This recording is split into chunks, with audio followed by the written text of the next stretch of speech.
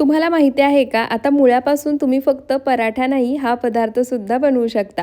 त्यासाठी एका मिक्सरच्या भांड्यामध्ये 10 ते 12 लसणाच्या पाकळ्या, थोडंसं आलं, मूठभर कोथिंबीर, अर्धा चमचा जिरे, 4 हिरव्या मिरच्या आणि थोडासा दालचिनीचा तुकडा घेतलाय। ते सर्व काढायचं आणि मिक्सरला फिरवून जाडसर असं वाटून घ्यायचं। वाटण करताना थेंबभरही पाण्याचा वापर करायचा नाही।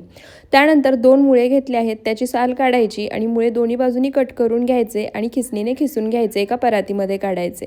त्यामध्येच 1 वाटी ज्वारीचं पीठ, अर्धी वाटी गव्हाचं पीठ, 4 चमचे बेसन पीठ, 4 चमचे तांदळाचं पीठ, तयार वाटण, मूठभर बारीक चिरलेली कोथिंबीर घालायची।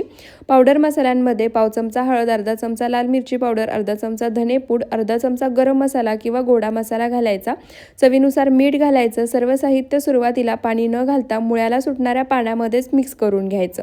त्यानंतर लागेल असं थोडं थोडं पाणी घालायचं आणि मध्यम घट्टसर असं हे पीठ मळून घ्यायचं। झाकण ठेवून 10 मिनिटं भिजण्यासाठी बाजूला ठेवायचं। 10 मिनिटानंतर आता त्याच बाउलमध्ये पाणी घ्यायचं। पीठ छान भिजलं आहे, एक रुमाल भिजवून घ्यायचा, घट्ट पिळायचा, पोळपाटावरती ठेवायचा, मळून घेतलेल्या पिठाचा गोळा करायचा। तयार गोळा हाताला लागेल असं थोडं थोडं पाणी लावायचं आणि पातळ असा थापून घ्यायचा। मस्त असं थालीपीठ तयार झाले। वरून थोडासा कांदा लावायचा। कांदा लावल्यानंतर सुद्धा ओल्या हाताने हे थापून घ्यायचं। तवा आधीच गरम करायला ठेवला होता, तव्याला थोडंसं तेल लावायचं, तयार थालीपीठ तव्यावरती घालायचं, वरून थोडंसं पाणी शिंपडायचं, आधेमध्ये होल करून घ्यायचे, रुमाल काढायचा, तेल सोडायचं, झाकण ठेवून मध्यम आचेवरती थालीपीठ एका बाजूने खरपूस असं भाजून घ्यायचं। पलटी करायचं, दुसऱ्या बाजूने सुद्धा थालीपीठ भाजून घ्यायचं। याच पद्धतीने सर्व थालीपीठं बनवून घ्यायची। मस्त खमंग मुळ्याचं थालीपीठ तयार आहे, नक्की बनवून पहा।